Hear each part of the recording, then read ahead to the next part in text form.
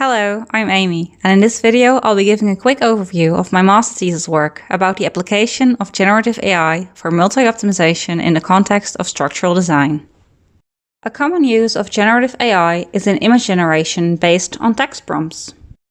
Similarly, AI can also be used to generate geometry, such as spatial truss structures. In this case, however, instead of a written prompt, we can use numerical performance indicators that we would like to optimize for. In my thesis work, I chose to optimize for potential to reuse items from an existing stock, overall material use, and structural performance. The unique quality of AI in this context is that a computer can solve such a multi-objective optimization without being explicitly programmed to do so. The workflow starts with a set of pre-generated geometries and their respective performance labels. The calculation of these labels is detailed in the full thesis work. Next, this geometry set is put into the first part of the AI workflow, the Variational Autoencoder. This is the generative part of the workflow.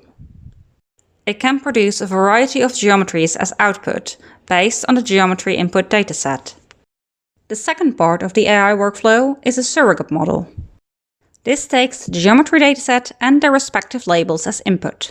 The goal of this model is to predict the performance values for any geometry input, so that it can quickly find the quality of meshes produced by the Variational Autoencoder.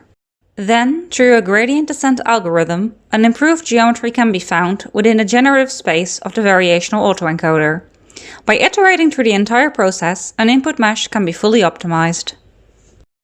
Simply put, the Variational Autoencoder creates a distribution of geometries based on its input. By choosing values within this space, novel meshes can be generated.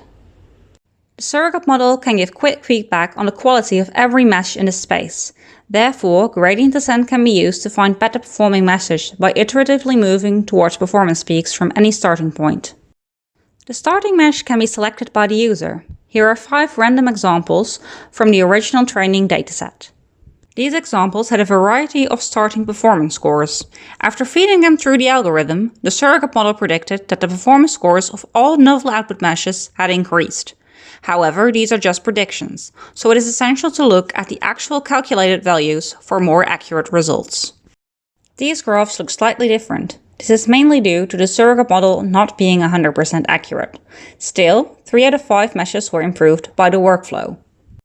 And, after applying some more simple alterations to the resulting meshes based on my own insight, I was able to improve 2 of the meshes more, resulting in a total score of 4 out of 5 meshes being improved by the AI workflow and user together.